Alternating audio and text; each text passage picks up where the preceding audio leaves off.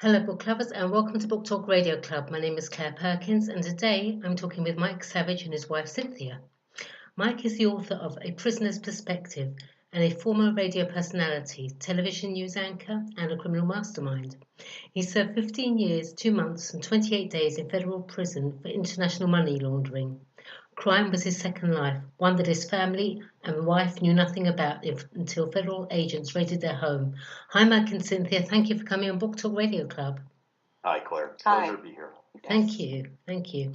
Mike, the federal government called you a criminal mastermind, but that's not how you saw it. You say, if I were a criminal mastermind, I wouldn't have been caught and I wouldn't have been in prison for 15 years. Was there any point that you felt that they were closing in? Well, honestly, no. And the reason for that was the whole criminal mastermind thing, and included in the title, is irony. Because I was 23 years old, starting out in this life of crime. I had no clue really, as I was just learning as I was going along. Right. And so there's no criminal. They used to call everyone a criminal mastermind. Okay, Right. so I mean, there was one of those things that a street dealer could be a criminal mastermind if they had 2 or 3 people on another street corner working.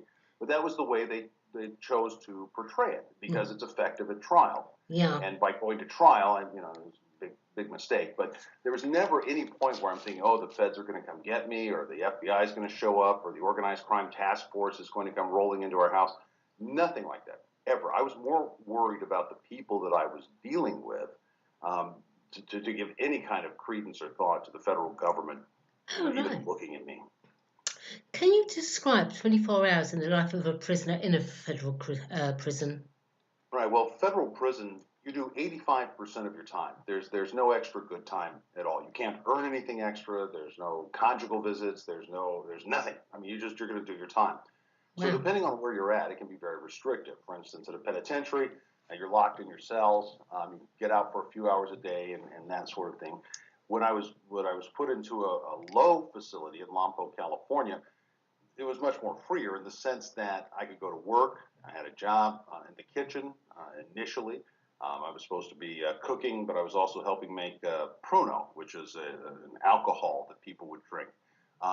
So I could work for 6 hours a day, and then go back and be counted on a regular interval. They'd send you back to your dorms, and they would count you 4 or 5 times a day.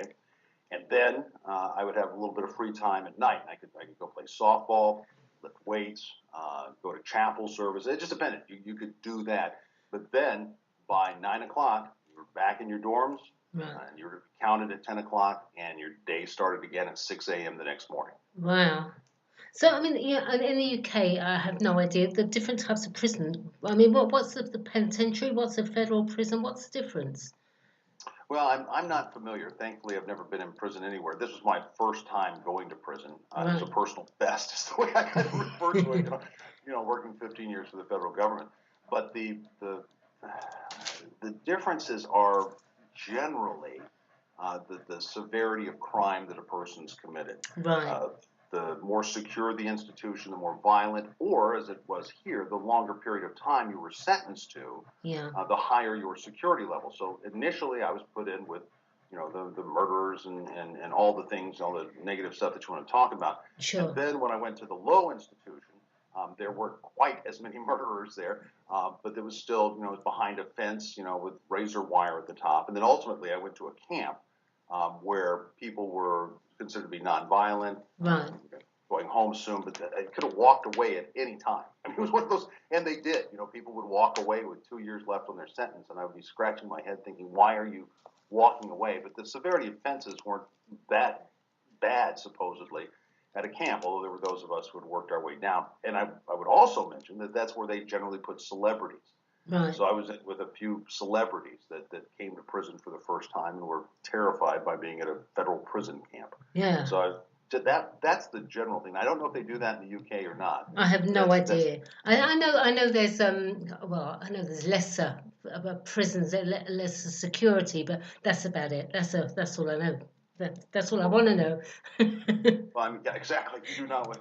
It's what I tell people when I go to church. It's not a great way to draw closer to God, but I don't suggest going to prison to do that. No, But quite. the thing that Cynthia and I are big fans of British television, so we watch a lot of the crime dramas, Luther and that sort of thing. So Uh-huh. it looks pretty scary, to be honest with you. So Sure. I imagine it's pretty close to the same. So what got you through those 15 years? You know, and I'm going to just tell you, the people ask me that often. They say, "How did you do 15 years in federal prison?" And my off the cuff remark is, they lock the doors. Yeah. They just lock the doors, so you're not going to get out. No. But truthfully, you have to learn to adapt to a new society. Right. And so I'm adapting to being surrounded by people who are criminals like me, and they're learning to adapt. And so that adaptation process takes at least a year, in my opinion. You got to go through everything one time. Your first Christmas in prison, first Yeah. wedding anniversary, birthday, blah blah blah. Sure. Once you get through that year, then you work into a routine. Yeah. Now that's standard. Ultimately, for me, how I got through it was through Cynthia staying with me. Right. I mean, I was a mess when I went in there. I mean, I got into fights and that type of thing. But the real gist of it was I began to study. I went back to school. I earned a couple of master's degrees and a doctorate while I was there. But that was after I came to God, returning to that. Prior to that, the first couple of years, it was just me acting crazy and trying to, come to terms that I was sure Cynthia was going to leave me. Sure. And that honestly, Claire, burns up a lot of time. Worrying and fretting will burn up a lot of time. So that's how I got through the first couple of years, and that's kind of covered in the book. But the real change for me to be able to do time was when I was unexpectedly transferred to the chapel, and I was just a straight heathen when they did that, and I have no idea why the chaplain did that. But I got transferred to there, and then I began studying. Right. And I took my time of fretting and worrying that was still there, Yeah. but it was now channeled more towards bettering myself and trying to understand why I had done the things I did, who I was as a person. And that took up some time also. So let's talk to Cynthia now. Hello, Cynthia. Hi. You had no idea whatsoever that the man you lived with and were married to was living, as it were, another life. That's an interesting way to put it. I mean, I knew he was heavy into banking and dealing with a lot of people. I had been with him on trips, abroad, where he met with the bankers and met with different institutions like that. And I knew that he was working to create, to work on something that was above my level of understanding. I didn't know anything about international foreign money affairs, let alone much about anything besides, balancing the checkbook financially. And so I knew that he was busy doing that, but I really had no clue, not a concept that there was anything illegal or that he was being monitored by the government for it. That was a total surprise. Yeah, well, why would you? Because you married someone and you saw this person, and you don't expect to see another person, as it were, do you? They're behaving in a totally different way. Absolutely. But, Mike was, at the time, he had an outward personality that, it was very cut and dry, black and white. You liked him or you didn't. Mm-hmm. But there was something that I refer to as having a wife's eyes, and my eyes didn't see the outward part. My eyes saw his heart. Right. And that's all I could really understand, because it was totally clear to me that this wasn't a horrible, he wasn't a horrible, mean man, and all of that. He really had the heart of he refers to it as a marshmallow, but very compassionate, very loving, very capable of a great deal of love. Oh. And that's who I saw. And the first you knew was when the feds raided your home, am I correct? That was my first suspicion. I was totally confused by the whole thing. Okay. It was a shock. I didn't know what was going on, why it was going on. I just know that, I was a few months pregnant at the time and drinking coffee, and then all of a sudden the house was surrounded by flashing lights, cars, police Mm-hmm. cars, all more agencies that I knew existed. And I was being escorted away from the house to go to breakfast with an officer, female officer. And it was just a conversation that we had at this little cafe that lasted 4 or 5 hours. Wow. I had no clue if I was being detained, arrested, whatnot. I kept asking her what was going on, and she just said, well, it's going to be a few more minutes. The first time I had a clue that it was a bona fide federal serious investigation was when the newspaper came out, and it was, front page huge news. That was my first clue that there was really anything of a federal investigation going on. And Claire, can I mention something about that? Yeah. When they took Cynthia away, I didn't know if they had arrested her, if what was going on, and I kept asking them, and they would tell me, when we're through, she'll be back. Yeah. When you finish answering her questions, and part of that is a snippet from the book is on my author Facebook page, and it kind of gives you an idea. I was terrified of what was going on. Yeah. But at the same time, I made the wrong decision to be a tough guy, and so they just refused to tell me where she was, and I was frantic to know at the time. Cynthia, you decided that your marriage was worth saving and stuck by Mike throughout the years of his imprisonment. I mean, the shock and anger must have been overwhelming. What prompted that decision? Again, it comes back to that wife's eyes. I knew that Michael was worth waiting with, waiting for, and going through all of this. We had both previously been divorced, and so it wasn't that it was a foreign concept. Yeah. It was that there was a knowledge and a certainty within me that there was no way I was leaving. And in my mind, we were one, and it would be part of it at the time. I was thinking, well, this will be over soon. They'll discover how unfair and unreasonable this whole thing is, and how blown out of proportion it is. I mean, it was just astronomical. The anger and shock that I had, interestingly, even still, is it was never towards Mike. I was never angry at him.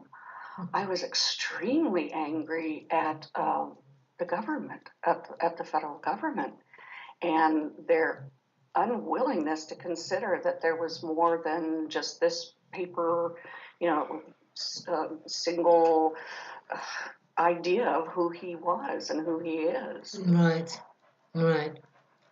I think it's you when you love someone. My husband, we've been married a while. This is my second marriage. It's his second marriage. I know what you mean, because if you love someone, you'll stick by them no matter what. But some people don't understand that. Right.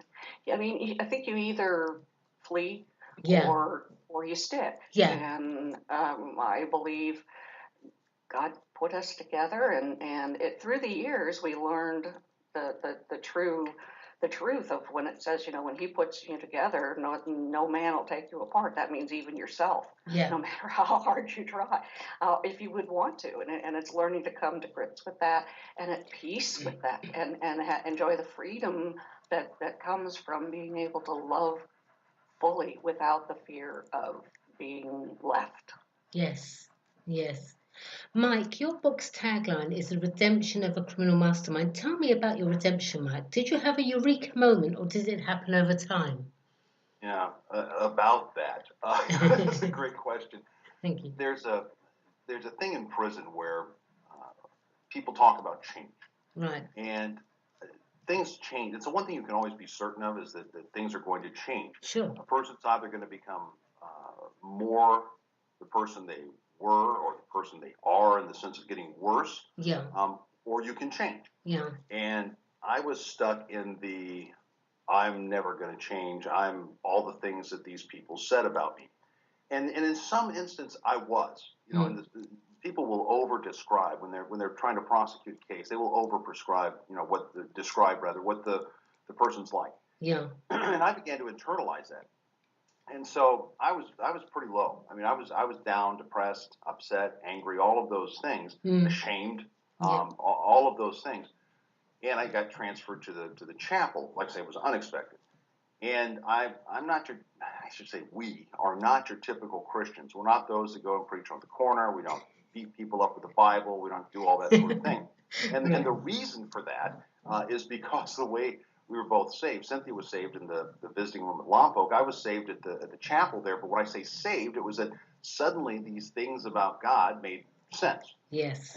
And it was, I heard the same stuff over and over. Volunteers would come in and preach, and they would say things like, "Oh, God loves you, and boy, if it wasn't for God, I would be here too, or I could be here too. I just didn't get caught," which made me think, okay, so you're calling me stupid. But Yeah. I didn't have the best attitude about this idea of redemption. Mm. The redemption came quite unexpectedly. I was sitting in yet another service that I was half listening to. I would sit to the back, very back, and when it was over with, I would clean up the chapel, and people would go on. And it was always the same stuff. Sing, they would pray, they would do all. It had zero effect on them, none whatsoever. And I'm sitting in the back one day with my head down, thinking this thing's got to be over soon because the preacher had been going on entirely too long. and I began to pray, and all of a sudden, it made sense. Right. The gospel of Jesus Christ just suddenly made sense. I wasn't trying for it to make sense. I wasn't endeavoring on some great spiritual quest. It just all of a sudden clicked. The synapse in the brain suddenly fired that made sense. And so there was a eureka moment. Yeah, I was going to say, that's a eureka moment, isn't it? Yeah, it is. But there were many factors leading up to that eureka moment. I was in the right place at the right time. Yeah. So that's the thing that it was a eureka moment, but it's like when somebody is described as an overnight success in Hollywood, and they've been in acting for 15 or 20 years. And no, it's an overnight success. No, they worked at it. Well, me, I went through a lot of stuff to get to the point where what was said about God made sense. And so that's why we're kind of different. We don't beat people up with scriptures and do all that kind of stuff. It's because it was quite an unexpected thing that happened. You wrote A Prisoner's Perspective 10 years after leaving prison. Was this because it was too hard to dredge up memories? To a degree. The other is that when I came out of prison, things had changed dramatically. When I left and began my prison time, there was no cell phones, there were no internets, there were no coffee houses on every corner, there was none of that. Yeah. And so there was this catching up to do. Now, I had seen some of the things, heard about some of these things, but I was dumped into a world at a federal halfway house in Oakland, California, with absolutely no experience with any of these things that were going on. It must have been like landing on another planet. It was. And so Cynthia's telling me, "Oh, here's your cell phone." And I said, "Well, I don't want a cell phone. What do I need? I lived my whole life without a cell phone." Why? She says, and her answer that convinced me was, I want to be able to call you. Yes. Because in prison, I always had to call her. Right. And so that, and then the internet, I thought when I got out was just like a big library, that everything on it was true, and that you could look up anything that you wanted to look up and be able to find the answer. Well, that wasn't accurate at all, any more than Al Gore invented it. I mean, it was just one of those. And so all of these things that were the pleasant surprise was the coffee. The coffee was outstanding for these different coffee shops, but everything else was confusing. So it took me a while to catch up. Yeah. It also took me a while to come out of that prison demeanor. In prison, you have this respect. People respected me because I'd done a lot of time. They knew I could fly off the handle even as a Christian, and they were telling what was going to happen. And so there was these edges to me that had to be whittled down. And so my probation officer suggested, "Hey, look, you should write a book. All these people telling me to write a book." So when I would consider it, you're right, dredging up all of that stuff and living it again, the shame, the upset, the harm that I had caused people, it was just overwhelming. It was overwhelming. And so I had to lose a little bit of that perspective and realize that I'm writing this as a changed person. I wasn't the same person 15 years later as I was when I went into prison. So that was kind of a tough thing to get through. Is there guilt? I mean, do you condemn yourself still for the criminal life you led and the pain you put Cynthia through? There is a shame and guilt and embarrassment that I have to admit is still there. I mean, it's not at the forefront of everything. Yeah. But there are times when particularly if Cynthia and I get into an argument or something, I'm arguing with this woman who stayed with me for 15 years, just agree with her point of view. and so there's this, but there is some residual. And I realize that there are probably uber Christians who are going to be listening to this saying, oh, no, that's all gone. Well, it may be gone, but it's a process of working through those things. Sure. And so it's been a process of putting them in perspective. Yeah, I was a 23-year-old kid that made just a series of stupid mistakes. Bad choices? Bad choices, but we can call it sin, if we want to. But the bottom line is I did bad things, and I can't take those back. But I don't know if you're familiar. I'm sure you are with books. Aldous Huxley. Yeah. His work. He wrote a preface to Brave New World that I read when I was in prison, and it said that if you've done something wrong to someone, go to them, apologize, and do the very best that you can to make amends and not do it again. Yeah. And if they forgive you, great.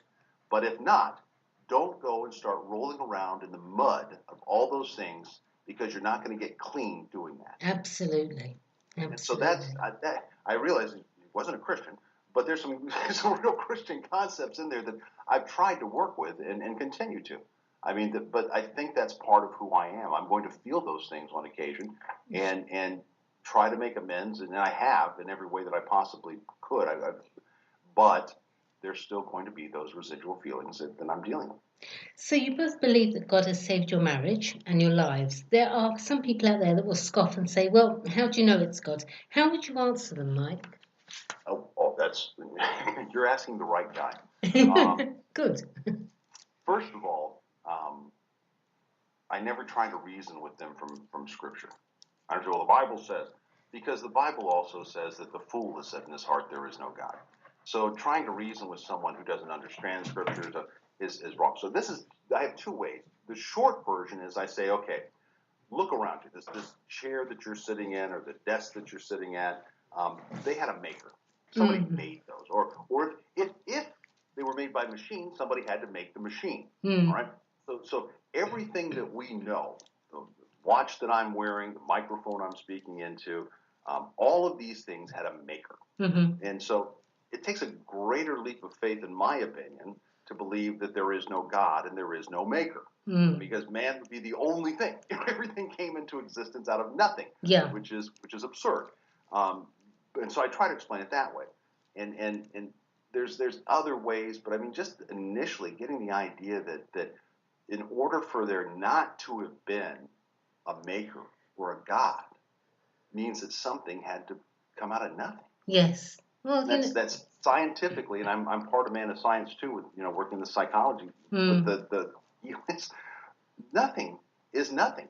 You can't even imagine what nothing is, because by imagining it, you make it something. Exactly. So in this particular case, I say, look, let's just start there. Let's just talk about that, and that generally will either have them roll their eyes and they'll walk away, or we can start talking in a meaningful discussion about whether God exists or not. It's funny, but sometimes I don't consider myself a religious person, but I do consider myself a spiritual person. And, people say to me, do you believe in God? And I said, well, of course. Well, how do you believe in God? I said, I open my eyes and I see the beauty in the world and I see the horror in the world. And it's all, but everything's part of God. It's all part of God. We're part of God. That's it. Simple. That's how I believe in God. But it's your choice. Right. Well, the problem that I've run into with some folks with that is they say, well, I can't believe in something I can't see. Yeah, absolutely. And I get that, and I understand that, but I give them a little bit more, in the sense, one of the hobbies that I had while I was in prison was I began studying quantum physics and just got fascinated by it. So I was studying Scripture and I'm looking at quantum physics at the same time. And the interesting thing about when you get to the quantum level of things, which is below the molecular level, places you can't see, particles don't act like they do out here. In other words, they can do anything at any moment but they're just waiting for something to act upon them.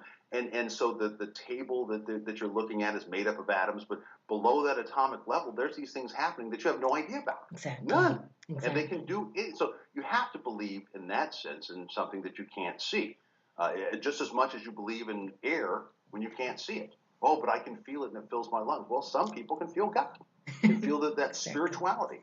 But it's just even the science is becoming spiritual now at the Yes. quantum level. So, I mean, things that you can't see, I mean, of course you can believe in them. You've never seen your heart. Come on, you're frightened. You've never seen them. You've seen pictures of it maybe. Yeah. But I mean, there's a deeper ability to believe in people than they understand. And I just, that's why we're a little bit different. We're not religious either. Although I've worked at religious institutions and driven my colleagues crazy by, challenging them on things. But the bottom line is God is greater than anything that we can imagine. And to relegate him to being a human being is like relegating him to be a chipmunk. It's ridiculous. So that's my thoughts on that.